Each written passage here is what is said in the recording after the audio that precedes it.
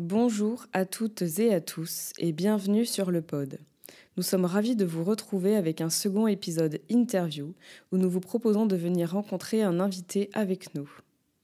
Et pour ce deuxième échange, c'est une invitée, Cassandra Polito. Elle a quitté le sud de la France pour assister au Web Today à Nantes.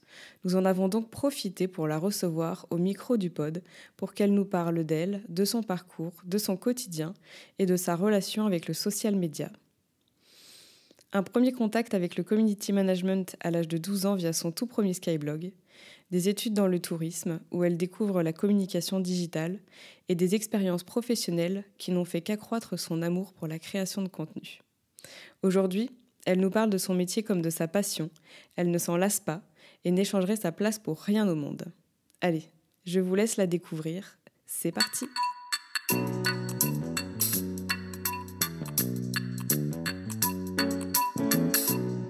Bonjour à toutes et à tous et bienvenue sur le pod. Donc aujourd'hui, je suis avec Brian. Bonjour Brian. Bonjour Gwen. Bienvenue dans ce nouvel épisode. Merci. Et aujourd'hui, nous ne sommes pas seuls puisque nous avons une invitée qui arrive tout droit du sud de la France, qui nous a ramené le soleil à Nantes. Donc Cassandra, bonjour. Hello Gwen.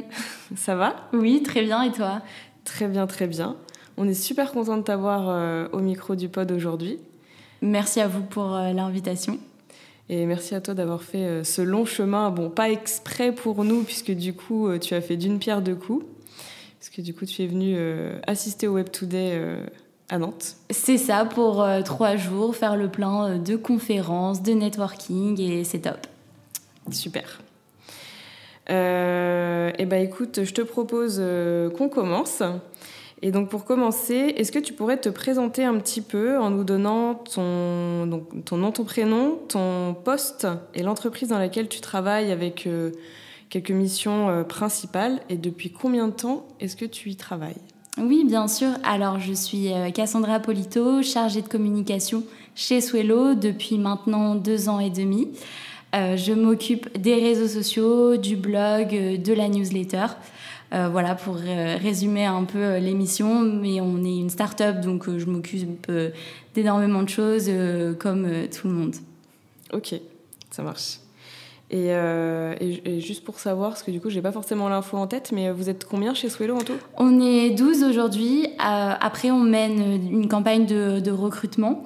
Mais voilà, on est une petite structure et on fait énormément de choses, dont un événement qui s'appelle les Swello Days. Donc, il m'arrive aussi de faire de l'événementiel. Ouais. Alors, on y reviendra un peu plus en détail tout à l'heure sur ton quotidien, qui, je suis sûre, est bien rempli, comme tu le disais.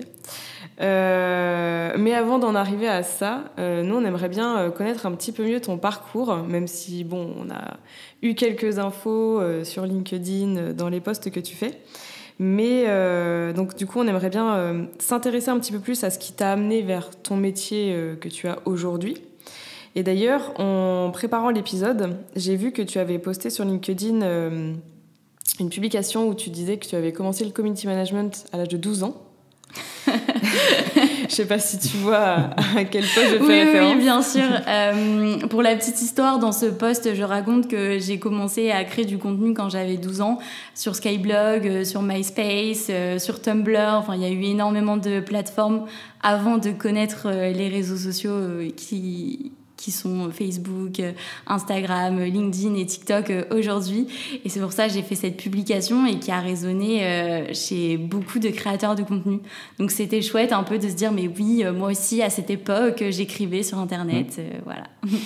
C'est marrant, c'est un point d'ailleurs qu'on a abordé sur le dernier épisode avec Jérôme.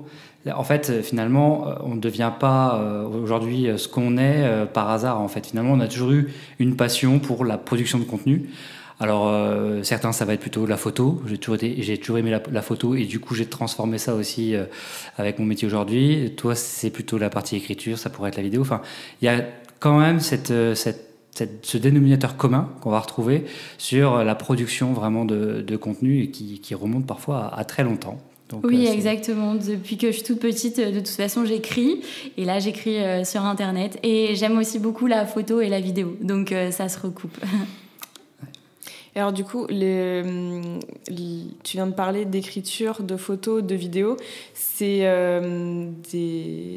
des passions, en tout cas des choses qui t'intéressaient déjà avant d'avoir ton premier Skyblog ? Oui, depuis que je suis ado, ces domaines-là me passionnent. Et je pense qu'aujourd'hui, dans les métiers de communicant, on retrouve beaucoup de passion. C'est vraiment ce qu'on aime faire au quotidien, et d'avoir la chance de gagner de l'argent chaque mois en faisant ce qu'on aime, c'est trop cool. Et est-ce que tu penses qu'à cette époque, déjà, tu te disais qu'éventuellement, tu pourrais en vivre, voilà, faire non, de la création jamais. de contenu ton métier, non ? Non, jamais. Et c'est pour ça, je vais rebondir sur ta question concernant mon parcours. Post-bac, j'ai fait un BTS tourisme, donc j'étais pas du tout partie dans la communication, j'avais cet attrait pour le tourisme, et c'est là que je me suis rendu compte que finalement la communication, le marketing, ça me plaisait, et j'ai approfondi plus ce domaine par la suite. Ok. Alors du coup, t'as fait quoi après ton BTS ? Alors après mon BTS, j'ai enchaîné avec un bachelor communication. Après, j'ai fait une année de césure où je suis partie à Disney World en Floride, donc là, rien à voir avec la com, mais ça m'a permis de voyager, de pratiquer mon anglais, de visiter un petit peu les États-Unis. Et après, j'ai enchaîné avec un master en communication dans le sud, donc à Toulon. Et après, j'ai fait mon petit bout de chemin, j'ai travaillé au Club Med et j'ai atterri chez Swello par la suite.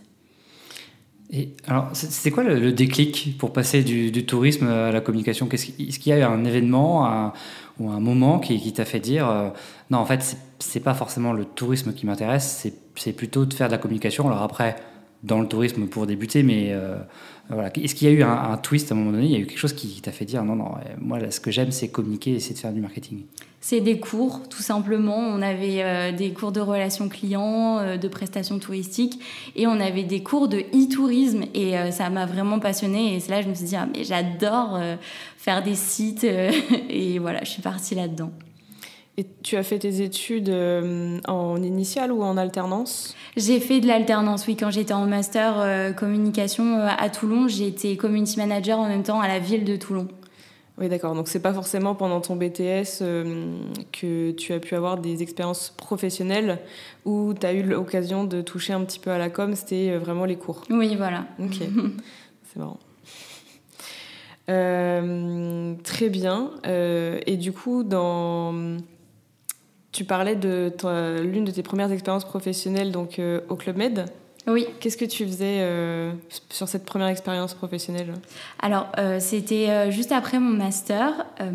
Je suis partie 2 saisons avec le Club Med, une dans les Alpes et une autre en Grèce. Et donc, j'étais IGO, donc il y a les géos gentils organisateurs, et moi, j'étais chargée de la communication digitale. Donc, je prenais des photos, des vidéos. J'étais chargée de mettre à jour l'application mobile qu'il y a dans chaque village. Et c'était vraiment incroyable de passer ma journée à prendre des photos, à créer du contenu, faire du storytelling, et en même temps vivre des expériences, parce que le Club Med, c'est une aventure humaine. Et c'était trop chouette de commencer un peu dans la vie active par cette expérience. Ok.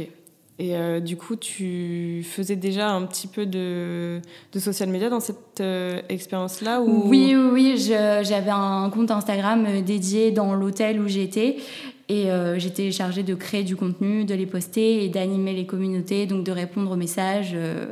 Voilà, c'était social media à fond. Donc première expérience pour toi, vraiment social media à ce moment-là ? Avant, j'avais été community manager de la ville de Toulon. Voilà. En alternance. Voilà, c'est ça. Mais mon vrai contrat, c'était lors du Club Med, oui. Ça marche. Et je sais pas, tu peux nous parler peut-être un petit peu de ton expérience en tant que CM à la ville de Toulon, parce que du coup, en tant que CM, tu devais avoir un métier beaucoup plus spécialisé que quand tu étais au Club Med où tu faisais aussi plein d'autres choses. Oui, et puis c'était au sein d'une institution publique, donc beaucoup plus réglementée, beaucoup plus hiérarchisée. On ne poste pas du contenu comme je pourrais en poster aujourd'hui chez Swello, une story comme ça à la volée. C'était en termes de contenu un peu plus bridé, mais ça, je pense que c'est commun à toutes les institutions. Il faut beaucoup plus respecter la charte graphique et la ligne éditoriale. Il faut vraiment être focus et on ne peut pas dévier de ce qui a été mis en place. Donc on est un peu plus bridé en termes de créativité au sein d'une institution, je trouve, que dans une entreprise privée. Et du coup, tu dirais que ces contraintes, est-ce que c'était ta principale difficulté ou est-ce qu'il y avait d'autres choses qui étaient plus difficiles dans ton quotidien au sein de cette collectivité ? Au niveau des contraintes, oui, c'est vrai que la créativité, elle était un petit peu bridée. Après, c'était ma première expérience, donc je n'ai pas énormément de comparaisons dans une institution publique, mais c'était très formateur en tout cas. Ok. C'est sûr que ça doit te faire un gap avec aujourd'hui où, comme tu dis, tu peux faire des stories à la volée sans trop te poser la question de est-ce que c'est conforme à la charte, à la ligne, à l'identité, même s'il y a quand même des règles à respecter, mais il y a une liberté qui est un peu plus forte. Oui, chez Swello, c'est vrai qu'on a une ligne édito aussi, on a une charte graphique, mais on va dire que c'est un peu plus divertissant et du contenu fun pour être proche de notre communauté. Alors, du coup, là, vous parliez des difficultés dans l'institution au niveau du social media. Du coup, moi, j'ai envie de te demander qu'est-ce qui te plaît le plus dans ton métier sur le plan social media, puisque du coup, tu ne fais pas que ça. Mais qu'est-ce qui te plaît le plus dans le social media au quotidien ? Alors, moi, j'adore créer du contenu pour la communauté. J'adore créer des tutos, des conseils, des astuces. Et j'aime beaucoup quand la communauté réagit en disant merci beaucoup, je ne connaissais pas cette astuce. C'est vraiment le plaisir d'aider et d'apporter des solutions au quotidien des community managers parce qu'il y a beaucoup de problématiques et de ce fait, j'adore créer du contenu pour les aider. C'est la sensation d'avoir une vraie valeur ajoutée et d'apporter quelque chose aux personnes qui te suivent. Oui, exactement. C'est vrai qu'on pourrait penser que c'est futile. Les réseaux sociaux, on peut se dire que c'est un petit peu superficiel, mais aujourd'hui, il existe énormément de community managers et les réseaux sociaux sont leur quotidien et j'espère pouvoir leur apporter un soulagement quand je leur propose des conseils, des astuces. Et c'est aussi la ligne éditoriale de Swello. En fait, on veut aider les community managers pour les aider à se sentir mieux dans leur quotidien, à être plus productifs, à avoir moins de charge mentale parce que ça, en étant community manager, on a plein de notifications tout le temps, on est hyper connecté. Parfois, on se retrouve à faire des stories tard le soir ou pendant ses week-ends. Et nous, en fait, on veut pouvoir dire au CM, non, vous n'êtes pas obligé, il y a des solutions qui existent. Ouais. C'est aussi un moyen de faire reconnaître les coulisses du métier et de faire en sorte que ça soit un peu mieux vécu par celles et ceux qui occupent ce métier-là. Oui, parce qu'on a observé un vrai manque de reconnaissance de la part de l'environnement des CM. En fait, on pense que poster une story, c'est hyper rapide. Créer un carrousel sur LinkedIn, ça prend 10 minutes, mais pas du tout. Il y a une véritable réflexion en amont. Et c'est pour ça qu'on veut affirmer le rôle de CM et l'importance qu'il a dans toutes les entreprises. Et comment tu parles de ce que tu fais à tes proches? Comment tu expliques ce que tu fais et comment tu décris ton métier, tes journées auprès de ta famille, tes amis? Je t'avoue qu'ils ne comprennent pas tout le temps ce que je fais, donc j'évite d'aller dans les détails. Après, j'ai la chance d'avoir un grand frère qui est aussi dans le domaine du design et de la communication, donc ça aide. Mais c'est vrai que je raconte pas dans les détails parce que c'est un petit peu compliqué de dire qu'on gagne sa vie grâce aux réseaux sociaux. Mais moi, je trouve ça chouette. Ils arrivent à faire la différence entre tes différentes casquettes ou pas vraiment? Alors, c'est vrai que je suis aussi créatrice de contenu sur LinkedIn et sur TikTok. Et être rémunérée pour écrire des publications, des fois, ça peut un peu interloquer. Parce que pour eux, écrire sur Internet, tout le monde peut le faire.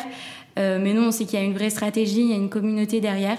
Donc, c'est vrai que j'essaye de faire de la pédagogie, mais ils sont pas de la même époque que nous qui sommes hyper connectés, on va dire.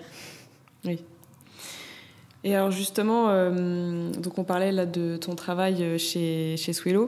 Est-ce que tu pourrais nous parler aussi un petit peu de ce que tu fais à côté pour toi? Oui, alors j'ai toujours été un peu sur Instagram, donc j'ai fait un peu d'influence parce que j'avais une petite communauté. Ensuite, depuis 2 ans maintenant, j'écris régulièrement sur LinkedIn. Donc là, j'approche des 20 000 abonnés. Donc j'ai réussi à monétiser mon contenu. Donc c'est hyper intéressant, c'est tout nouveau, mais c'est une opportunité qu'il faut saisir. Donc depuis peu, je fais de l'influence sur LinkedIn et je suis aussi créatrice de contenu UGC. C'est-à-dire que des marques me contactent pour que je crée du contenu pour qu'elles le diffusent sur leurs propres réseaux sociaux à elles. Ok, tu vas leur livrer un contenu clé en main qui a été produit à 100% par tes mains et ton cerveau. C'est ça, exactement. Parce que comme j'ai un compte LinkedIn où je poste des vidéos de rénovation parce que je rénove ma maison, du coup ça c'est ma ligne éditoriale. J'ai une ligne éditoriale sur chaque réseau social et voilà, ça a plu à certaines marques et je me suis lancée là-dedans et c'est tout nouveau. On observe vraiment un phénomène d'UGC, donc User Generated Content. Et je trouve ça cool de pouvoir se développer et de créer du contenu et d'avoir un vrai échange avec les marques. Mais c'est quoi l'intérêt pour une marque de confier une partie de la production de contenu à une personne comme toi plutôt que de recruter une personne en interne pour le faire directement ? Alors pour plusieurs raisons, peut-être que la marque n'a pas la capacité financière d'embaucher une personne à temps plein. Deuxième raison, ça peut être aussi pour diversifier sa création de contenu, parce que c'est vrai qu'un chargé de com ou un CM, il a une vision des choses, il a une manière de produire du contenu, alors qu'un créateur de contenu, il aura sûrement des autres inspirations et produira différemment le contenu. Mais c'est aussi pour diversifier les personnes qui se trouvent devant la caméra. C'est vrai que ça apporte une touche de diversité quand c'est une personne différente qui parle devant la caméra. Oui, et le point de vue du coup est un peu différent aussi de celui de la marque, puisque là c'est généralement une personne qui utilise le produit ou qui le connaît très bien et qui va peut-être pas forcément en parler de la même manière, le présenter sous la même forme que si c'était la marque elle-même qui le faisait. Exactement. De base, l'UGC, c'était du contenu complètement gratuit. Et depuis peu, ça se transforme en du contenu payant. Et maintenant, on assiste plutôt au créateur de contenu qui va démarcher une marque pour lui créer du contenu. Alors qu'avant, c'était plus un effet volontaire. Une personne achetait un produit et en parlait sur les réseaux sociaux, mais de façon totalement bénévole. Alors que là, la tendance, elle est plus vers la rémunération. Ok, oui, on a eu un petit renversement effectivement avec ce qu'on faisait un peu avant où on allait surveiller ce qu'ils faisaient sur les réseaux pour après contacter les personnes qui avaient parlé d'un produit pour leur demander si ils étaient ok pour qu'on reprenne ce contenu pour la communication officielle. Alors que là c'est un peu différent, c'est vraiment le créateur, la créatrice qui va proposer son contenu à la marque pour qu'elle puisse l'exploiter derrière. Oui, après la marque, elle peut aussi démarcher. Moi, j'ai des marques qui me contactent grâce à LinkedIn et qui me proposent de créer du contenu pour eux. Ce qui est chouette aussi, c'est que tout est en évolution. Donc en 2003, ça se passe comme ça. L'année prochaine, ça se passera peut-être autrement. Et c'est chouette de voir des opportunités qui apparaissent. Et aussi c'est chouette d'être créateur de contenu et d'avoir un champ infini et de pouvoir créer sur LinkedIn, sur Insta, sur TikTok, des choses différentes. Comment ça t'est venu l'idée de faire ça, de proposer du contenu UGC aux marques ? En étant sur LinkedIn, parce que je suis beaucoup en veille, je regarde ce qui se fait, ce qui fonctionne, et je me suis dit mais oui, pourquoi pas me lancer là-dedans. J'ai créé un portfolio et depuis j'ai des marques qui me contactent. Ok. Et comment tu arrives à gérer ton temps entre ton emploi, ton poste de salarié et ton activité en parallèle sur la partie UGC ? Alors, il faut savoir que je travaille 35 heures chez Swello, mais en 4 jours et demi. Donc, on est en week-end le vendredi à 13h. Donc, ça, c'est trop cool. Et je dirais que j'ai une certaine sérénité d'esprit. Je veux dire... mon travail chez Swello, je l'adore et il ne me procure pas de stress particulier. Donc, en fait, je suis dans une certaine zone de confort. Enfin, je me challenge quand même tous les jours au travail. Mais je veux dire, ça me laisse de la charge mentale, par exemple, le week-end pour bosser sur mes projets perso. ce qui ne serait pas forcément possible si j'étais dans un emploi qui me demandait beaucoup d'énergie, on va dire, et qui me stressait au quotidien. Je serais incapable de créer du contenu pour moi le week-end ou les soirs. Ouais. Donc, c'est les conditions mises en place par ton employeur actuel qui te permettent d'envisager sereinement d'avoir une activité supplémentaire. Oui, exactement. C'est ce que je préconise aussi quand on me demande sur LinkedIn, mais comment cumuler un CDI avec du freelance?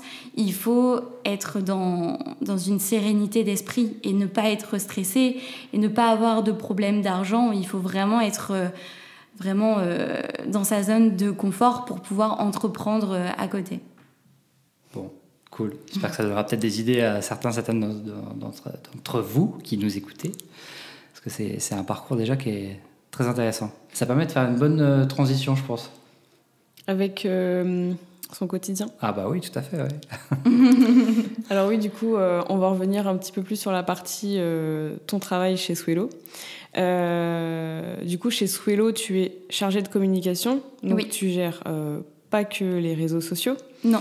Et nous, on se demandait quelle part de ton temps de travail ça te prend de gérer les réseaux sociaux parmi tout ce que tu fais d'autre. Alors, j'essaie d'organiser mes tâches en batching, donc c'est en traitement par lot. J'essaie vraiment de rester concentrée et focus sur une tâche. Par exemple, si je dois faire de la veille, je me bloque 2 heures et je fais de la veille. Si je dois écrire des publications, j'aime bien le faire dans un blog. Si je dois créer des visuels sur Figma, pareil, j'essaie de condenser tout ça pour ne pas m'éparpiller.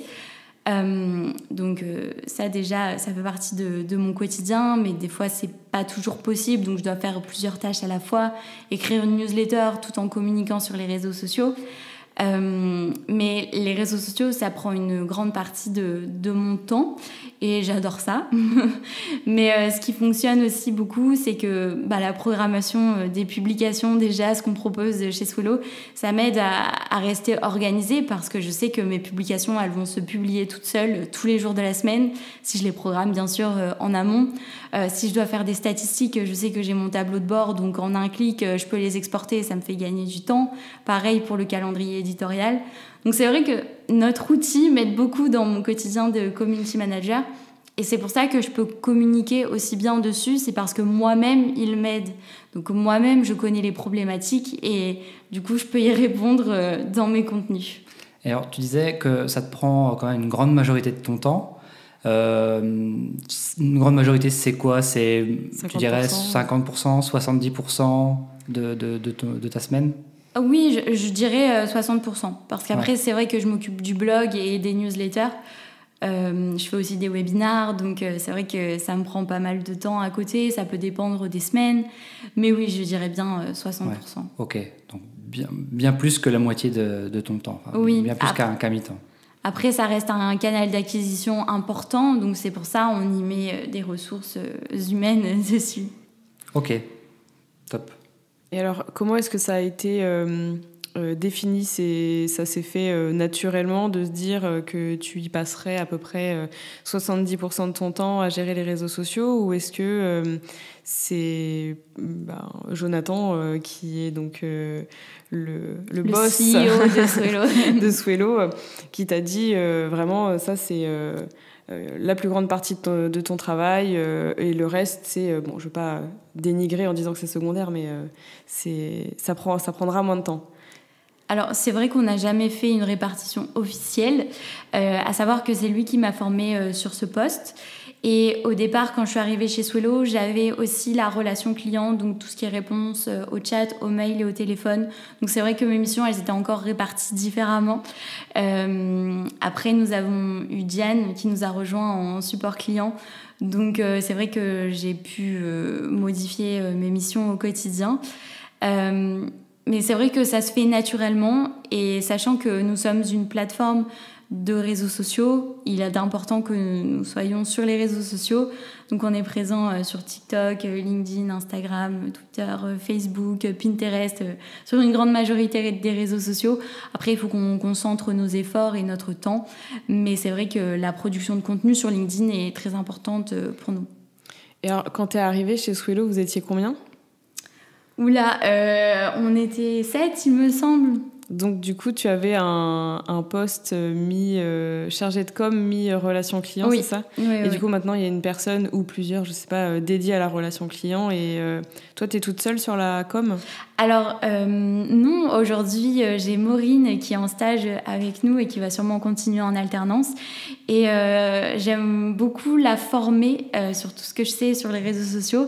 Et petit à petit, je lui donne la main et puis on avance ensemble. Et on travaille sur Figma en collaboration et on est au bureau ensemble. Mais ça permet de créer des visuels sur Figma ensemble. Et oui, aujourd'hui, je chapeaute un petit peu tout ça avec Jonathan, bien sûr, qui reste le CEO et qui a un œil sur tout ça. Mais Maureen a rejoint l'équipe, oui. Ok, donc 2 personnes aujourd'hui sur la partie communication et réseaux sociaux. Voilà. Après, il y a Diane aussi, qui est Customer Success Manager, qui s'occupe également des podcasts, parce que Jonathan participe à beaucoup de podcasts. Et donc, elle chapeaute aussi tout ça, elle influence. En fait, on est un peu des couteaux suisses. Et quand on a des domaines qu'on adore, on peut proposer, on peut avoir des idées pour s'y lancer dessus. Ok. Est-ce que tu pourrais nous parler un petit peu de ta semaine type? Enfin, si tu en as une. Oui, alors il y a des temps forts dans ma semaine. Généralement, le lundi matin, je regarde tout ce qui s'est passé pendant le week-end, parce que le week-end, au début, je le faisais, maintenant, je le fais plus. Je ne regarde plus les messages, plus les commentaires, ça, c'est fini. Du coup, je rattrape tout ça le lundi matin et je planifie ma semaine. Donc, j'utilise Notion, qui est un outil gratuit, et j'ai aussi un carnet dans lequel je note toutes mes tâches à faire la semaine, les rendez-vous importants, les événements, s'il y a des webinars auxquels je veux assister. Voilà, donc j'aime beaucoup être organisée et savoir quand est-ce que je vais faire telle tâche. Ensuite, le lundi après-midi, on a une réunion d'équipe qui dure pas très longtemps, mais juste pour se dire ce qui va se passer cette semaine et ce qui s'est passé la semaine dernière. Ça me permet d'avoir une visibilité sur les nouvelles fonctionnalités, sur les événements sur lesquels je vais communiquer pendant ma semaine et sur lesquels je vais créer du contenu. Voilà, à peu près pour le lundi. Après, je passe à la création de contenu. Voilà, c'est assez diversifié. Aucun jour ne se ressemble et aucune semaine ne se ressemble. Mais en fin de semaine, il y a l'élaboration de la Friday News. Donc, c'est un article de blog qu'on sort ensuite en carrousel sur LinkedIn et en story sur Instagram. Donc voilà, généralement, j'ai des contenus qui reviennent assez souvent. Mais je n'ai pas de semaine type. C'est ça qui est un peu excitant aussi, c'est que aujourd'hui, je sais que je vais créer du contenu et voilà, c'est chouette. Tu as un lundi type, mais le reste de la semaine va s'organiser en fonction de ce qui est prévu. Exactement. Ouais, ok, très bien. Ça marche. Et moi, j'ai une question, juste parce que ça fait écho un peu à la manière dont nous on travaille aussi. Pourquoi tu as choisi le lundi matin pour préparer ta semaine et pas, par exemple, le vendredi après-midi, enfin, vendredi après-midi, ma réponse, mais et pas le vendredi matin, par exemple? Parce que le vendredi matin, c'est assez sport, sachant qu'il y a la Friday News à publier. Je termine toutes mes missions de la semaine pour partir tranquille en week-end. Et oui, je préfère le lundi matin pour être dans un bon mood et me dire ok, cette semaine, qu'est-ce que je fais? C'est parti, j'y vais. C'est intéressant comme approche, parce que c'est vrai que dans nos métiers, alors nous y compris, enfin moi je sais que je fais beaucoup ça, et j'ai beaucoup de confrères et de consoeurs qui font ça. Ils préfèrent, avant de partir, planifier leur semaine suivante pour se dire je pars en week-end la tête tranquille, sereine, je sais le lundi matin quand j'arrive ce que j'ai à faire. Et finalement toi en tout cas en l'occurrence, c'est un peu l'inverse, c'est plutôt je boucle toutes mes tâches avant de partir en week-end, et par contre je planifie ma semaine le lundi matin en commençant pour un petit peu avoir une vision claire de ce qui m'attend. Donc c'est assez c'est amusant d'avoir une autre manière de faire, mais je pense que c'est très lié quand même au fait de faire 4 jours et demi finalement. Non, je pense que c'est plus lié à sa Friday News. Ouais, oui. Parce qu'il y aurait la Thursday News. Je pense que ça changerait la donne dans son organisation. Oui, peut-être. Parce que c'est vrai que nous, on a l'habitude d'avoir notre vendredi pour les tâches qu'on n'a pas le temps de faire dans la semaine, ou pour des choses qu'on n'a pas le temps de faire, qu'on repousse, ou pour organiser la semaine suivante. Mais effectivement, quand tu as un impératif d'une production à sortir réussir à avoir une certaine heure, c'est une autre organisation du coup.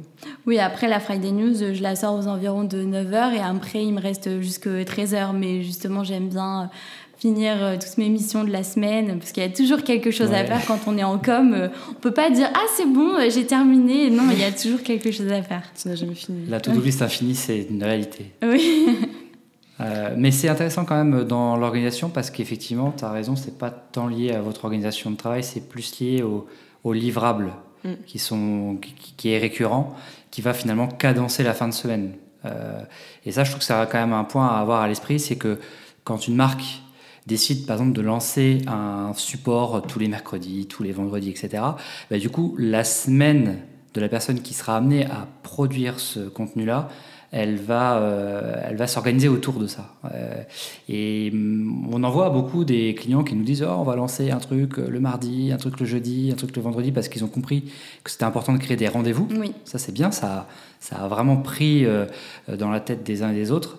Le problème, c'est que du coup, ça a des conséquences sur la manière dont la semaine est organisée. Parce que forcément, du coup, tu as une deadline et tu peux pas dire « Bah non, là, j'ai pas eu le temps de la faire cette semaine, donc bah, tant pis, ça sortira la semaine prochaine. » Et c'est vrai que je trouve que c'est un bon retour et je pense que c'est quelque chose qui est un peu sous-estimé quand on se dit on va créer des rendez-vous ou un podcast hebdo ou une newsletter hebdo. Voilà, il faut tenir compte que ça va avoir un impact sur ton organisation de ta semaine. Oui, tout à fait. C'est comme j'essaye d'envoyer une newsletter chaque semaine en fonction des fonctionnalités qui sortent. Et ça aussi, ça prend beaucoup de temps d'établir une newsletter. On pense juste qu'il faut écrire et insérer des photos. Mais non, pas du tout. Il faut y réfléchir sur quel lien ils vont cliquer, où insérer le bouton. Donc, c'est passionnant quand même. Alors, il y a un truc intéressant, là, tu parlais de ce qui prend du temps quand on fait une newsletter.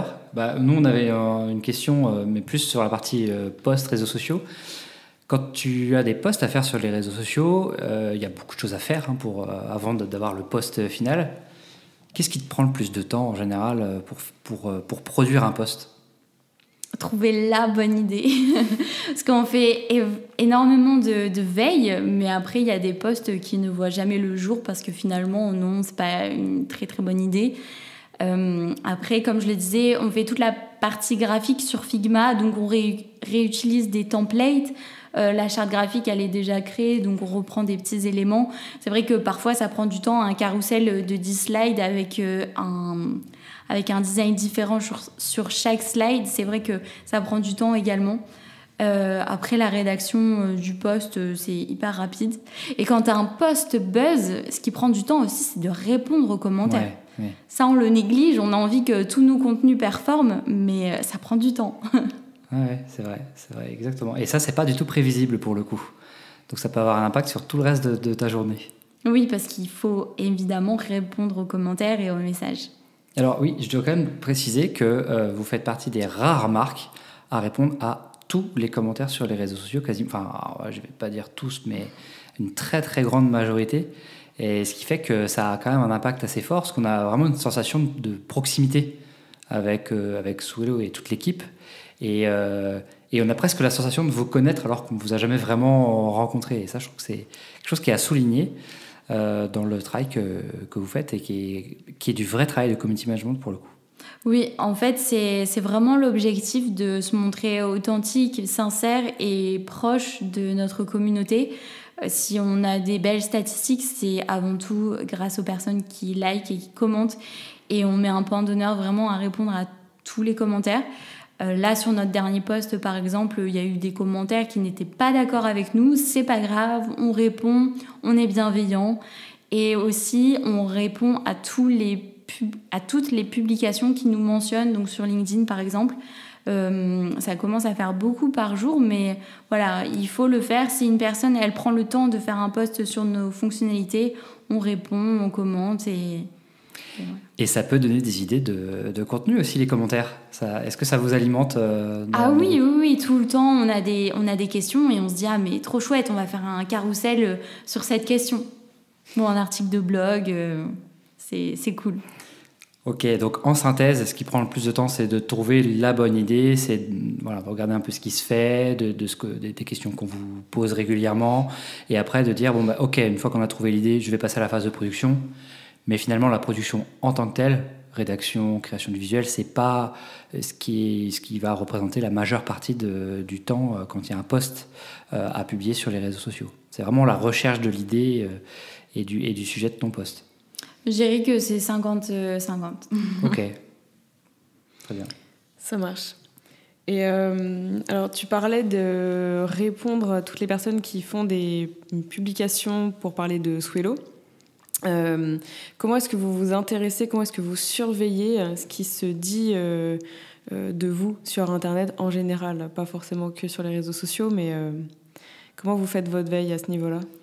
Alors, on a un channel sur Slack, donc c'est une messagerie instantanée, automatisée avec un bot en fait qui nous dit à chaque fois que quelqu'un publie quelque chose sur Swello, ou nous mentionne, ou même s'il n'y a pas le arrobase, s'il y a Swello dans la phrase, on est au courant. Donc c'est pour ça on va voir et on répond, on commente. Après sur LinkedIn, on va tout simplement dans la partie mention et on regarde. Donc c'est un travail tous les matins à faire, mais c'est incontournable et surtout ça nous fait de la visibilité de répondre également. Il va falloir nous donner la recette du bot Slack parce que je pense que ça va intéresser beaucoup de monde. Après, je ne sais pas dans les détails comment il est configuré parce qu'il était déjà là quand je suis arrivée, mais c'est vraiment très utile. C'est très pratique. Ouais. Ça marche. Et tout à l'heure, tu disais que vous voudriez que tous les posts marchent, je mets des guillemets. C'est quoi pour vous un post qui marche ? Alors, j'ai dit ça en général pour tous les community managers. On a envie que le post sur lequel on a passé du temps fonctionne, qu'il y ait des likes, des commentaires, des partages. Après, nous, ça peut dépendre parce qu'en fait, notre but, c'est quand même de promouvoir notre produit. Mais on le fait subtilement. On veut d'abord apporter de la valeur. Et une fois que notre prospect aura besoin d'un outil de gestion de réseaux sociaux, hop, il va penser à Swello. Donc en fait, pour nous, je dirais un post qui fonctionne, c'est si derrière on convertit. Mais ça, c'est difficile de savoir. Donc je dirais un post qui fonctionne, c'est quand il y a quelques commentaires positifs. Ça dépend des réseaux après. Ouais, vous, une des statistiques les plus importantes à vos yeux, c'est la conversation qui est générée autour de vos publications. C'est ça vraiment que vous cherchez à faire. Il n'y a pas forcément d'objectif de générer du trafic derrière ou de générer de la visibilité. Ce qui est très important d'abord, c'est la conversation, c'est le commentaire. C'est un tout, c'est un ensemble. Au niveau des chiffres clés, c'est vrai qu'un commentaire est plus fort qu'un like, par exemple. Donc c'est vrai qu'on préfère engager la conversation avec notre communauté qu'un simple like. Mais après, on est très content d'avoir juste un like aussi. Voilà. Mais oui, on fait de la notoriété, de la visibilité et bien sûr de l'acquisition. C'est le but premier. Est-ce que vous avez des objectifs différents entre vos contenus? Parce qu'il y a forcément des contenus qui vont peut-être avoir un objectif plutôt de générer des commentaires, d'autres qui vont plutôt avoir un objectif de s'inscrire à un webinaire. Est-ce que vous avez construit comme ça dans votre ligne éditoriale des formats qui vont avoir un objectif bien spécifique et qui vous permettront de vous dire ça a marché, ça a moins bien marché, parce que là, ici, ce qu'on cherchait, c'était faire en sorte que ça génère des inscrits au webinaire, ou là, ici, c'était parce qu'on cherchait à avoir des commentaires, etc. Est-ce que vous avez comme ça déterminé des formats avec des objectifs spécifiques ? Oui, bien sûr. En fait, on a plusieurs objectifs et différents contenus qui correspondent. Par exemple, un contenu éducatif à travers des carousels, à travers des reels qui vont apprendre des tutoriels, par exemple, comment insérer un arc-en-ciel dans sa story, ce genre de petites astuces. Donc ça, c'est plus du contenu éducatif. Après, on a du contenu plus image de marque, culture d'entreprise, donc où on va montrer l'équipe, on va montrer les événements qu'on fait, voilà, pour promouvoir un petit peu notre culture d'entreprise. Ensuite, on a du contenu un peu plus divertissant avec les mèmes. Donc, on a fait un concept qui s'appelle les mèmes-credis. C'est des mèmes qu'on publie le mercredi et en général, ça fonctionne plutôt bien. Donc ça, c'est plutôt humoristique, divertissant. Après, on a plus inspirationnel avec des citations de motivation. En fait, on mélange un peu tous ces contenus pour, au final, donner une recette à notre communauté pour qu'elle ne soit jamais lassée. Et bien sûr, on a le contenu plus produit. Donc là, on va parler des fonctionnalités de Swello pour dire à notre communauté « Coucou, on est là et on sert à ça ». Ok, ça marche. Alors, du coup, tu nous disais tout à l'heure que vous êtes 12 chez Swello maintenant. Est-ce que tes collègues, en fonction de leur poste à chacun, arrivent tous à comprendre ce que toi tu fais ? Ou est-ce que tu as un peu cette sensation, comme avec certains de tes proches, qu'ils ne comprennent pas toujours ce que tu fais ? Alors, j'ai de la chance parce que chez Swello, c'est une start-up et on est dans l'univers de la tech.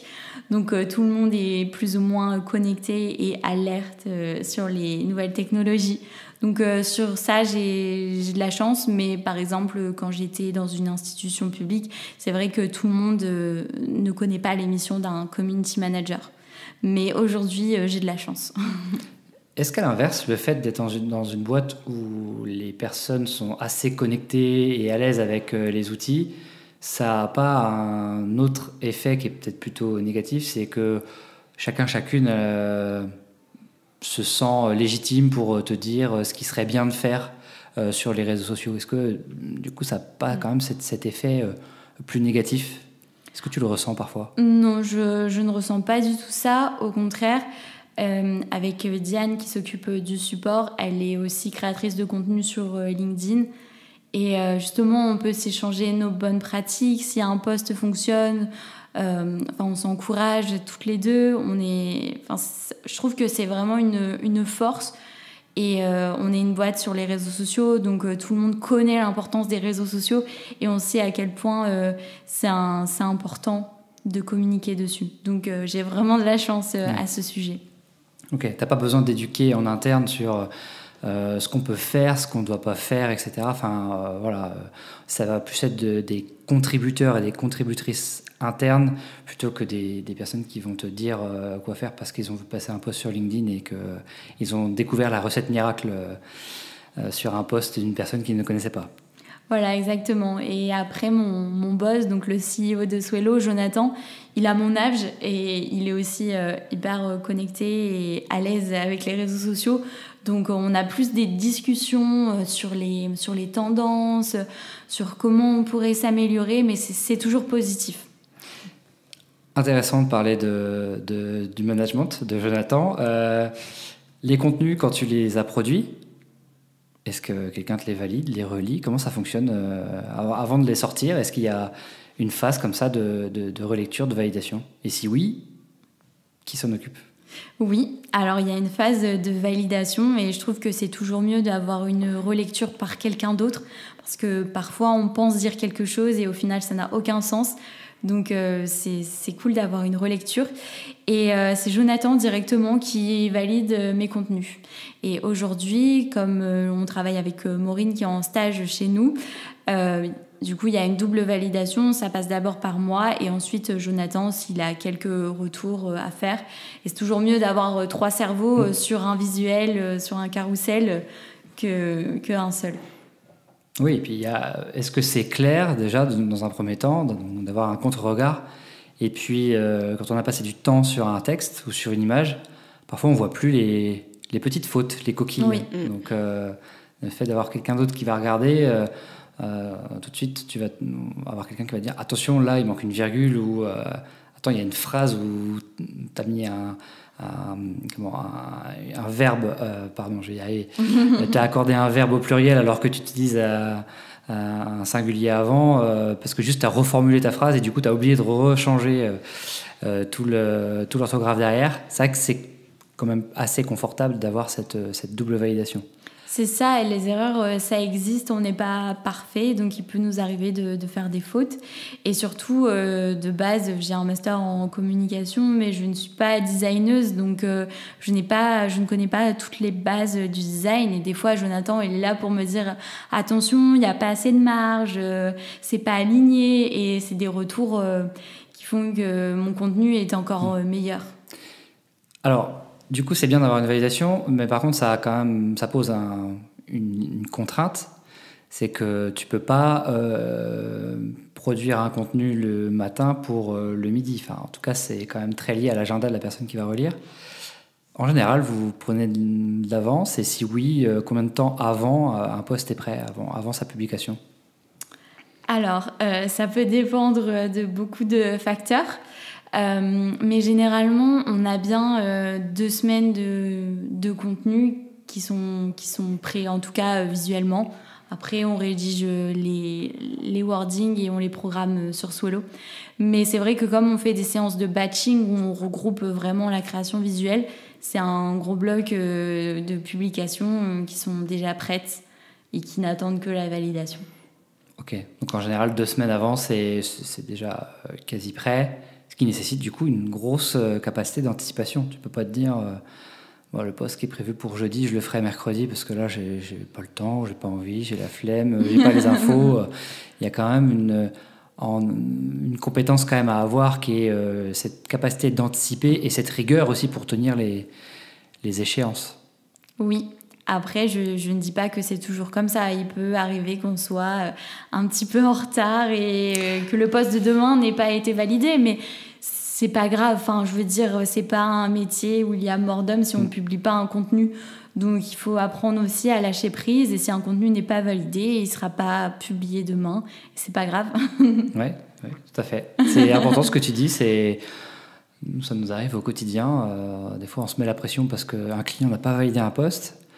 Et ben oui, mais en même temps, s'il n'est pas validé, tant pis. À un moment donné, tu as fait ton travail, ça n'a pas été validé. Parfois, on se rend compte qu'il peut être publié 2 jours plus tard, voire même des fois 2 semaines plus tard, voire même d'autres fois 2 mois plus tard, parce qu'on a quand même des contenus qui sont assez froids. C'est la chance qu'on a aussi dans notre métier, c'est de pouvoir aussi produire des contenus qui ne sont pas liés à une date. Donc oui, effectivement, il faut savoir lâcher prise quand on a travaillé sur un poste et qui n'a pas été validé. Mais c'est pas grave en fait, il n'est pas perdu, il peut être repoussé, réadapté. Enfin, voilà. Après, je comprends que ce soit frustrant et au début, c'est vrai que je prenais un petit peu à cœur en me disant oh là là, mon calendrier éditorial, il va être tout perturbé, mon feed Instagram, ça va plus du tout. Et maintenant, j'apprends juste à me dire que c'est pas grave, il y a des publications qui sont postées 6 jours sur 7 sur LinkedIn. Donc, si un jour je ne poste pas, c'est pas grave. Et personne ne le verra. Enfin, personne ne s'en rendra compte. Non, mais c'est vrai que souvent, quand on prend un peu du recul, on se rend compte que voilà, t'as oublié de publier le vendredi alors que tu le fais toujours d'habitude. Mais en fait, parfois, on va pas forcément s'en rendre compte. Par contre, on s'en rend compte quand ça devient récurrent. C'est-à-dire que si votre news du vendredi, là, vous oubliez de la faire un vendredi, ok, mais par contre, au bout de 2-3 vendredis, on va peut-être vous dire, mais au fait, ce format a disparu. C'est vrai que quand on prend des pauses, par exemple, juste à Noël, ça nous arrive très très rarement, on nous demande « Ah, il n'y en a pas cette semaine ?» Donc on sent que c'est un rendez-vous assez important pour certaines personnes. Donc voilà, c'est vraiment une obligation. Chaque semaine, la Friday News, elle est publiée. Ouais. Il faut savoir lâcher prise, mais il ne faut pas tomber dans le travers de créer du chaos et de tout oublier derrière. Ok. Alors du coup, tu disais que Jonathan relisait tes publications. Donc tu as Maureen qui travaille aussi avec toi au quotidien et Diane. Donc vous êtes 4 chez Swello à participer à la communication digitale, ou est-ce qu'il y a d'autres personnes ? Alors aujourd'hui, oui. C'est vrai qu'on a un gros pôle de développeurs. C'est très important chez nous. Après, on a Mathilde qui est plus au niveau du business développement. Et ensuite, on a Florence qui est plus sur la partie administrative. Donc, c'est vrai que le pôle com, marketing comme on nous appelle, on est 4, oui. Ok. Pas full-time sur la com, à part moi et Maureen. Mais sinon, on est 4 à participer à la communication. Ça marche. Alors, il y a un truc que vous faites beaucoup chez Swello et qui est une question qu'on a très souvent. Vous êtes présent sur LinkedIn, vous avez la page entreprise, et vous y êtes aussi à titre personnel. Et du coup, comment vous déterminez qui doit être publié en premier sur la page entreprise, sur les profils? Est-ce que les profils peuvent reprendre des contenus de la page entreprise? Comment vous organisez justement cette relation entre les profils et la page entreprise? Alors, on a mis au point une stratégie d'employee advocacy. Donc, c'est le fait de publier à titre professionnel sur LinkedIn en faisant la promotion de la page. Donc, dans un sens, ça nous fait de la visibilité en tant que profil personnel, mais aussi sur la page Swello. Donc, c'est gagnant-gagnant. On laisse toujours la primeur à la page Swello de publier un contenu. Donc, si c'est un carrousel éducatif, c'est la Friday News, tous nos contenus qui sont publiés, c'est d'abord sur Swello. Et ensuite, nous, on peut reprendre, si on a envie, on peut le poster. Mais c'est absolument pas une obligation. C'est pas écrit dans notre contrat qu'on doit écrire sur LinkedIn en faisant la promotion de Swello. Mais généralement, on le fait de bon cœur parce qu'on sait que ça donne de la visibilité. C'est donnant-donnant. Et au niveau des contenus personnels que l'on poste, c'est assez diversifié. Par exemple, Diane va plus parler du contenu photo, de personal branding. Moi, j'ai plus parlé d'influence, d'UGC, de création de contenu. Et Jonathan va plus parler d'entrepreneuriat parce que c'est lui qui a fondé Swello, il a fait des startup week-ends. Donc on a chacun notre ligne éditoriale, mais on incorpore des contenus de Swello. C'est comme ça, je pense, qu'on arrive à ne pas saouler les gens en faisant la promotion de Swello tout le temps. Oui, ce qui est intéressant, c'est quand tu parles c'est primauté à la page, quand ça concerne finalement l'entreprise, le produit, la culture, etc. Et après, c'est basé sur le volontariat, sur la partie profil. Chacune va pouvoir reprendre des éléments à son compte s'il souhaite le faire. Et après, sur la partie profil, vous avez chacun finalement vos sujets, vos thèmes de prédilection qui sont liés de près ou de loin finalement à votre poste et à vos expériences passées. Donc, exactement. C'est intéressant. Ouais. C'est complémentaire. Et on observe dans beaucoup d'entreprises cette stratégie d'employee advocacy parce que pousser le collaborateur à publier sur LinkedIn, ça doit être un choix et non pas une obligation. Mais si la culture d'entreprise, elle est positive, dans ce cas-là, c'est gagnant-gagnant. Par exemple, moi, j'ai le droit d'emmener mon chien au travail tous les jours, Poppy. Et forcément, je communique dessus sur LinkedIn. Et donc, j'ai plein de commentaires en mode « c'est génial », mais j'ai aussi des commentaires négatifs, il y en a à chaque fois. Mais c'est un avantage de plus pour communiquer sur Swello. Oui, c'est intéressant ce que tu dis, c'est que c'est un choix quand même. Personne ne va te forcer à le faire. Donc, toi, qu'est-ce qui te fait choisir? Qu'est-ce qui te donne envie de publier sur ton entreprise au-delà d'un des avantages que tu as de pouvoir emmener ton animal de compagnie? Comme je suis dans la communication, c'est sûr que je veux donner de la visibilité à la page, surtout que je crée du contenu pour. Mais j'ai vraiment envie de montrer notre culture d'entreprise. Par exemple, il y a le congé menstruel qui est en place, il y a des tampons dans les toilettes. Enfin, c'est important, c'est des sujets d'entreprise. Et j'espère vraiment inspirer d'autres entreprises à faire de même parce que je sais que j'ai de la chance de vivre dans de bonnes conditions au travail. Et parfois, ça peut ouvrir les yeux, inspirer. Donc, c'est pour ça que je crée du contenu en faveur. C'est intéressant. Moi, je voulais revenir sur la partie création de contenu. Est-ce que c'est toi qui produis toutes les photos, vidéos qui vont te servir à communiquer sur les comptes de Swello? Est-ce que tu es la photographe vidéaste en sous-marin de Swello? Alors, je ne suis pas toute seule. Diane aussi, elle prend des photos. Mais c'est vrai que, par exemple, si j'ai besoin d'un visuel d'ordinateur pour un carrousel, je vais prendre la photo. Et on a un compte sur Unsplash, je ne sais pas si vous connaissez, c'est une banque d'images gratuites. Et en fait, on met nos photos dessus et on voit que les gens les utilisent. Et à chaque fois, on essaie de placer subtilement Swello. Donc c'est encore un plus dans notre communication. Et j'adore faire de la photo et de la vidéo. Donc oui, je m'en charge parfois. Ça marche. Non, alors si on parlait quand même des contenus, il y a dans la stratégie dans la ligne éditoriale de Swello, vous avez choisi d'aller sur la partie gain de temps. Alors ça, on comprend assez bien par rapport à votre produit. Et il y a un deuxième axe sur justement la productivité, la charge mentale, etc. Pourquoi vous avez choisi d'aller sur cet axe-là et pas sur d'autres axes qui auraient pu être plus proches de votre produit ? Alors, on s'est rendu compte que la santé mentale, c'était très important pour tout le monde, notamment pour les communicants, et c'est lié à la charge mentale digitale qu'on a au quotidien. Donc on a choisi d'intégrer ce sujet à notre ligne éditoriale pour montrer un peu plus d'humain, parce que nous, on est comme ça, on a une culture d'entreprise qui favorise le bien-être, et donc c'était essentiel pour nous de communiquer dessus au sein de notre stratégie éditoriale. Ouais. L'idée, c'était aussi d'avoir un peu d'impact sur ce que vivent vos homologues et d'essayer de faire évoluer un peu les mentalités sur ce métier-là. Exactement, on est dans une société aujourd'hui où on doit être toujours plus productif, travailler plus, faire du contenu en masse. Et nous, en fait, on voulait juste rétablir un petit peu le bien-être dans la balance et dire que c'était important d'y faire attention. Est-ce qu'on parle un peu des outils de Cassandra, parce qu'on a parlé un peu de Figma. On va peut-être commencer par ça d'ailleurs, oui. parce que forcément tu dois avoir une stack d'outils que tu utilises très souvent. Tu parles beaucoup de Figma. Pourquoi vous utilisez Figma et pas d'autres outils comme Canva qui sont très très connus ? Pourquoi ce choix-là ?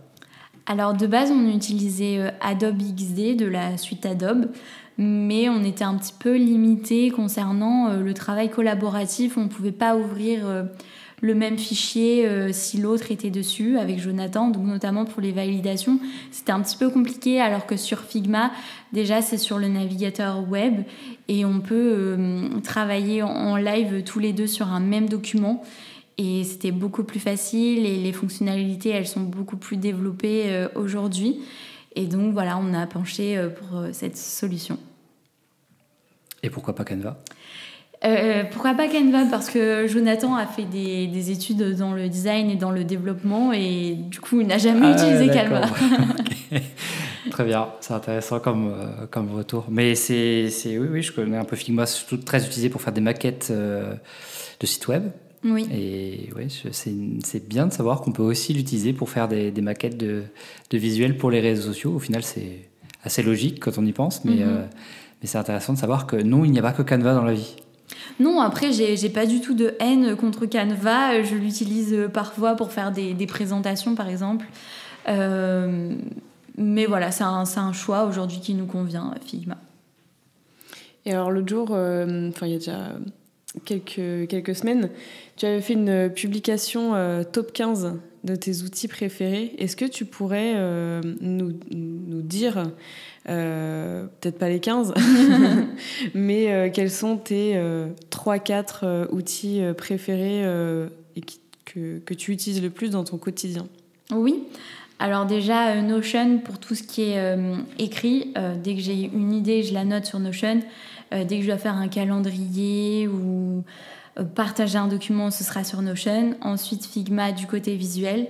Bien sûr, tout ce qui est programmation de posts, analyse des statistiques, veille, c'est Swello. J'adore aussi la prévisualisation du feed Instagram sur Swello. Ça, j'adore agencer les visuels pour que ce soit harmonieux. Ensuite, d'un point de vue création vidéo, il y a CapCut, donc qui a été racheté par le groupe de TikTok. Ça, au niveau transition, texte, sous-titrage automatique, c'est vraiment top et c'est gratuit. Il y a plein de possibilités de personnalisation, de typos. On peut même faire du suivi d'objets dynamiques. On peut même effacer l'arrière-plan. Enfin, c'est hyper complet, c'est gratuit et on peut l'utiliser sur l'ordinateur aussi. Donc ça, pour les community managers, c'est vraiment un essentiel aujourd'hui. Donc voilà, ça c'est un peu les outils que j'utilise au quotidien en tant que chargée de com chez Swello. J'utilise Mailchimp pour faire les newsletters et le blog, il est sur WordPress en back-office. Ok. Tu as parlé dans ton top 15 de ChatGPT, de mémoire. Comment tu l'utilises au quotidien ? Parce que c'est quand même un sujet qui monte, on en parle de plus en plus. Il y a des avantages, des inconvénients, et à quel moment ça intervient dans ton quotidien ? Alors ça intervient un peu. notamment au niveau de la première phase d'inspiration, de veille. C'est très facile de trouver des idées de contenu ou de définir des problématiques de community manager ou de... En fait, c'est une phase un petit peu inspirationnelle. Ça intervient comme la veille. Je peux regarder des posts LinkedIn et me dire « Ah tiens, ça c'est une bonne idée ». Je peux demander à ChatGPT des idées. En fait, je me base dessus, mais ce ne sera jamais le contenu final. Ouais, ça t'évite le syndrome de la page blanche. Oui, voilà, de partir de zéro. C'est un outil, oui. Ok. Ça marche. On a brièvement parlé de la partie veille, mais du coup, on s'est pas arrêté sur ce sujet. Comment est-ce que tu fais ta veille pour te tenir à jour de toutes les nouveautés social media pour pouvoir alimenter après derrière tes publications? Oui, alors je regarde, enfin je scrolle dès que je vois un post qui m'inspire ou qui m'interpelle, du coup je l'enregistre ou je fais une capture d'écran et pour le retrouver par la suite quand je serai dans la phase de création de contenu.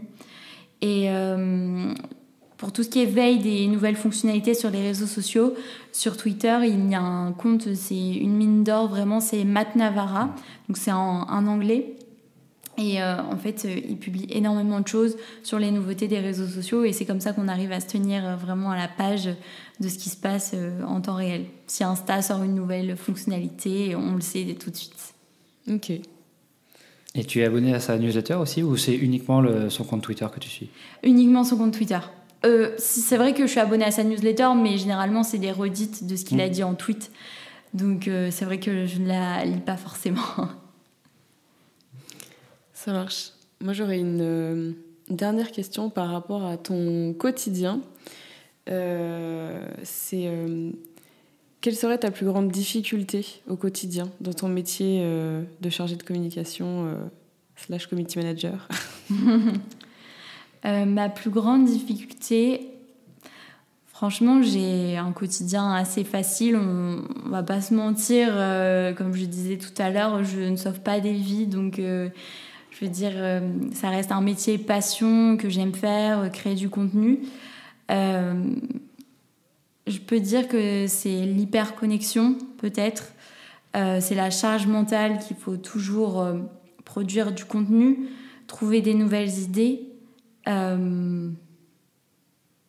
Voilà. Non, mais c'est une bonne réponse. Ah, ouais, enfin, il n'y a pas de bonne ou de mauvaise réponse d'ailleurs. Hein, mais c'est quelque chose qu'on entend très souvent. C'est justement... en fait, on est constamment dans de la production en continu. Alors après, il y a des thématiques autour du recyclage, c'est en train d'émerger aussi de plus en plus, et heureusement. Mais c'est vrai que c'est quand même une contrainte assez lourde, c'est qu'on doit produire du contenu en permanence, avec les problématiques aussi que ça soulève derrière, d'un point de vue environnemental. Et puis, oui, sur la charge mentale derrière, c'est qu'en fait, chaque lundi, tu recommences et tu repars de zéro presque sur les contenus à produire. Ça, c'est pas toujours quelque chose qui est facile. Oui, d'où l'utilisation parfois de ChatGPT qui peut nous donner des idées quand nous, on n'en a pas forcément. Des idées, des nouvelles perspectives. Voilà. Alors, on a parlé de la difficulté. Est-ce que toi, dans ton quotidien, il y a des choses aussi que tu fais et que tu as tendance un peu à repousser toi, truc que tu te dis, oh, ça, il faut encore que je le fasse, ça revient toutes les semaines ou tous les mois. Voilà, des choses qui sont pas difficiles, mais assez pénibles à tes yeux. Non, je n'ai pas d'idée en tête là tout de suite. Non, j'ai de la chance de ne pas être objectivée sur les statistiques. Donc, chaque mois, je ne dois pas produire un reporting en disant telle publication a bien fonctionné. Voilà, Jonathan me fait confiance. Je ne dois pas atteindre un nombre précis d'abonnés chaque mois. Donc non, j'ai pas de stress par rapport aux statistiques et du coup, j'ai pas de tâches liées qui m'embêtent un petit peu. Ouais, il n'y a pas cette petite tâche dans ton Notion qui revient régulièrement où tu te dis « Ah non, c'est pas vrai, j'ai ça encore à faire ». Il n'y a pas de tâche pénible. Non, je vois pas en tout cas. C'est top, hein, c'est bien, tu as bien de la chance. On parle des social ads ? Allez. Alors, est-ce que tu fais des social ads pour Swello ? Non. Vous en faites ? Vous en faites et c'est pas toi qui t'en occupe ou vous en faites pas ? Non, on fait pas d'ads sur les réseaux sociaux. Incroyable. Parce que en fait, notre contenu organique, pour l'instant, il fonctionne plutôt bien. Du coup, pour le moment, non, c'est pas dans notre stratégie. On a fait des ads sur Google à un moment donné pour le référencement de notre site, mais sinon sur les réseaux sociaux, non. Ok. Non, mais alors là aussi, c'est un retour qui est assez intéressant, c'est que aujourd'hui, je dis on parce qu'on s'inclut dedans, on recommande de plus en plus quand même de joindre des ads à une stratégie de contenu. Parce que notamment pour une marque qui se lance sur les réseaux sociaux, aujourd'hui, c'est quand même très difficile d'émerger sans avoir le coup de pouce publicitaire. Alors, Swello, vous avez quand même la chance d'être arrivé il y a quelques années, donc vous n'êtes pas une nouvelle marque. Mais c'est vrai que voilà, c'est quand même de plus en plus difficile de réussir sans avoir un budget publicitaire derrière pour essayer de booster un petit peu l'ensemble, sans forcément d'ailleurs faire de l'acquisition, parce que souvent les gens pensent social ads égale acquisition bas de tunnel. On peut aussi faire des social ads uniquement en haut de tunnel, juste pour de la noto, pour faire découvrir les contenus, etc. Chez vous, il n'y a pas d'ads, c'est 100% organique, 100% naturel. Oui, après, nous, on est un SaaS, donc, et on est en B2B. Alors, c'est différent qu'une marque qui voudrait vendre ses produits aux grands consommateurs. Et c'est vrai que, par exemple, Facebook, on délaisse totalement.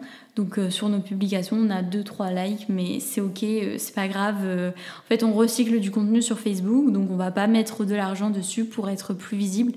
Et sur LinkedIn, on arrive à faire de la visibilité en dépensant 0 €. Donc ça, c'est plutôt chouette. Mais après, si on avait vraiment des objectifs de vente et qu'on voulait chiffrer ça derrière, c'est vrai que les ads, ce serait pertinent. Ok.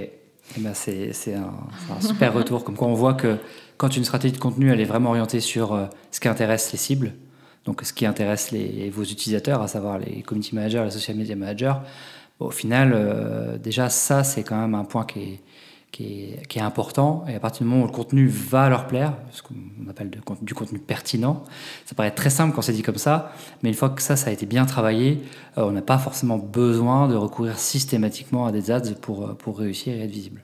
Voilà, après, chaque cas est différent, bien sûr.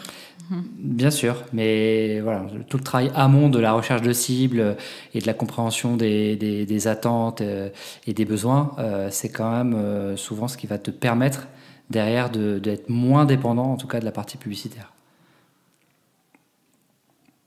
Est-ce que tu as encore des questions Moi, j'ai posé avant qu'on arrive à la conclusion? Non, je suis pas mal. Très bien. Alors moi, il y a une question que j'aime bien poser à chaque fois. C'est est-ce que tu pourrais nous raconter une anecdote qui t'est arrivée récemment ou pas, mais dans ton quotidien pro, que tu aimerais raconter à d'autres community managers ou social media managers pour partager justement cette anecdote, ce petit moment de vie professionnelle? Oui, je peux raconter l'année dernière, on a organisé les Swello Days sur un jour. C'était un événement dédié aux social media et à l'influence. Donc on a fait ça à l'Opéra de Toulon et j'étais chargée du community management de la journée. Et on a eu énormément de partages et de mentions et j'avais l'impression d'être une star un peu parce que sur le compte Swello, on avait plein de notifications, plein de stories. Et c'était dur de répondre à tout le monde et il fallait faire des choix, quel contenu on reposte, alors que d'habitude on reposte systématiquement le contenu en story. Et c'était chouette de voir l'engouement des participants et de voir les stories qui étaient postées et de voir l'effet que ça faisait.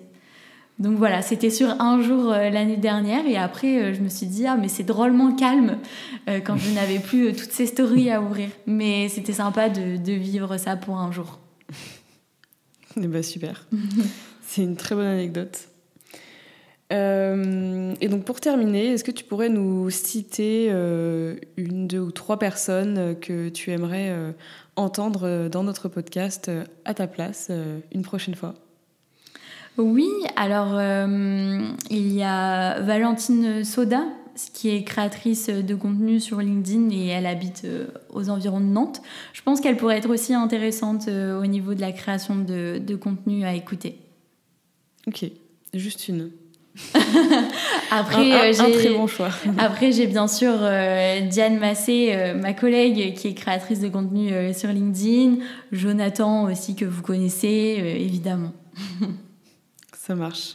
Ok, on note pour Valentine. Ouais, on prend note. Eh ben, merci beaucoup à toi. Merci à vous. Merci Cassandra pour tes réponses, c'était très intéressant. Ouais, j'espère que tu as passé un bon moment. Oui, c'est passé hyper vite, j'étais ravie d'être avec vous. C'est vrai que c'est passé vite. Ouais, ça fait un peu plus d'1 heure déjà quand même. Oui. Eh ben, écoute, merci beaucoup et puis peut-être qu'on aura le plaisir de t'accueillir de nouveau une prochaine fois sur le pod.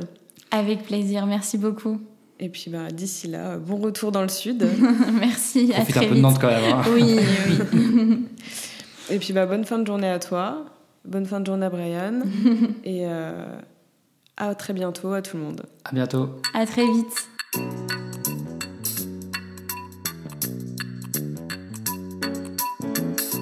Quelques mots avant de se quitter. Tout d'abord, vous pouvez retrouver cet épisode sur le blog de l'agence www.keepitsimple.fr, rubrique podcast, ou sur nos réseaux sociaux. Ensuite, n'hésitez pas à nous suivre sur les réseaux sociaux, LinkedIn, Twitter, Instagram, etc. Nous sommes partout sous le nom Agence Ouest Digital. Et enfin, pensez à vous abonner sur votre plateforme d'écoute préférée pour être sûr de ne rater aucun épisode du pod. Allez, je vous laisse et vous dis à très bientôt pour un nouvel épisode.